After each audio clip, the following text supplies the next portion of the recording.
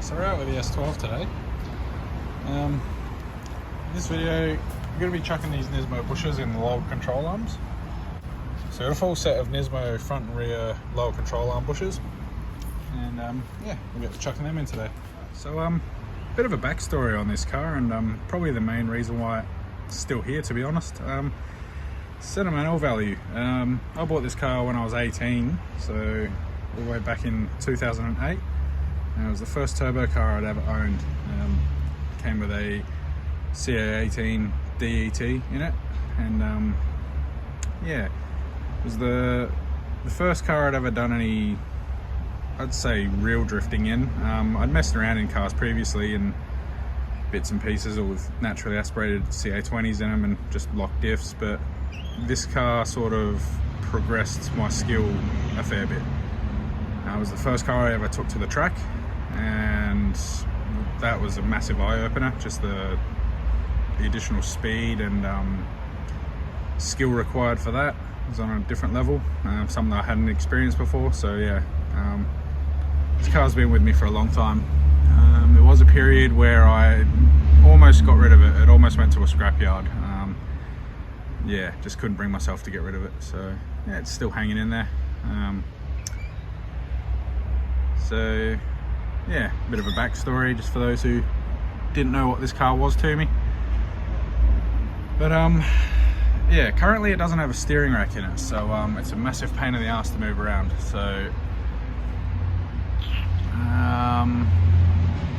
it's not too bad going forwards, but as soon as you need to do any like 3-point turns and reverse the thing, the wheels just start going in all sorts of different directions. So I might push it up the driveway and try and give it a bit of a clean off, and once it's up on the concrete, I might try and bolt a rack in it just so it's easier to move around. And then yeah, whip these control arms out and start doing some bushes.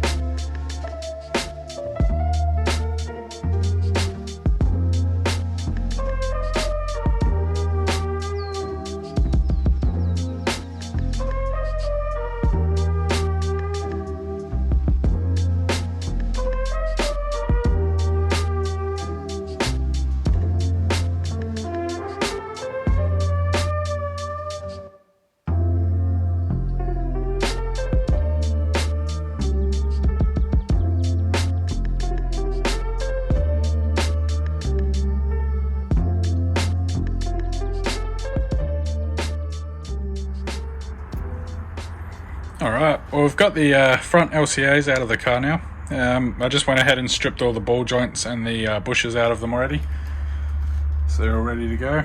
So they're pretty grotty, so yeah, we'll give them a bit of a clean up and then hit them with some fresh paint, and then yeah, reassemble them, get them back in the car.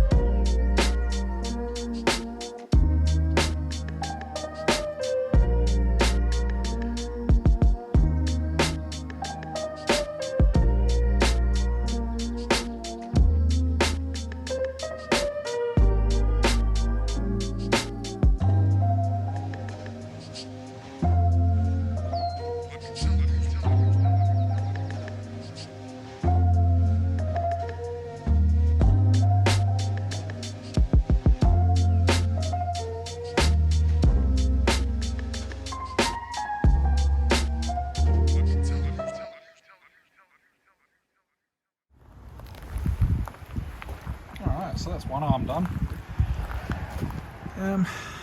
Yeah, so I was going for a metallic silver similar to the Nismo arms, but it turned out a little shinier than I'd hoped for. It's still not too bad. It's just, yeah, the Nismo arms are more of a bit more of a dull metallic rather than a shiny sort of. This has got like a real chrome shine to it in the sun, but it still looks alright.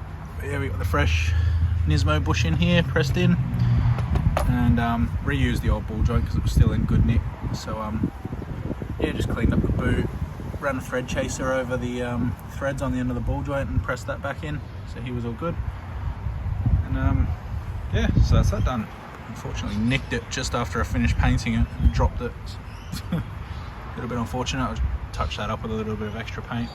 Yeah, this is what I was using, just the Dulux stuff. So yeah, got some metal primer, the metallic silver itself, and then just some gloss clear over it. This paint on its own without the clear coat was extremely chrome.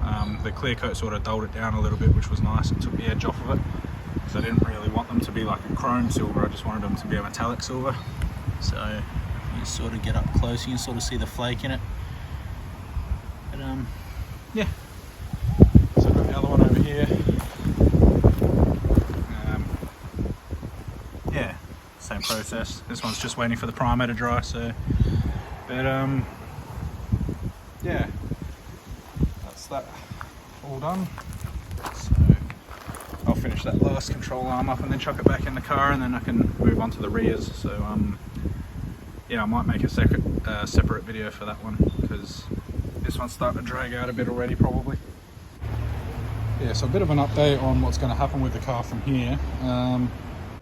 So the next couple of things I'm going to be doing on it are going to require a fair bit of an outlay by myself. I need to buy some new tools or some expensive parts.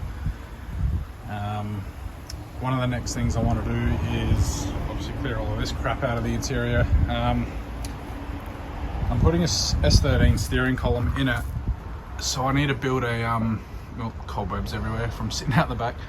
But I need to build a bar across the front to be able to mount the steering column to. And I'm also going to be building a roll cage in this car, so I thought I might as well do that at the same time. But I don't have a tube bender at this point in time, so yeah, there's quite a big outlay there to buy that tube bender and the dies. I could probably borrow one, but I want to start doing a little bit more bar work, so probably just going to buy my own. So yeah, that's going to put a hold on that. So that's one thing I want to do coming up. The next thing is, now that the S13 rear is finished, I welded a bar across the rear there. So yeah, that's sort of the beginning of the enclosure for what will be a fuel cell mount in there.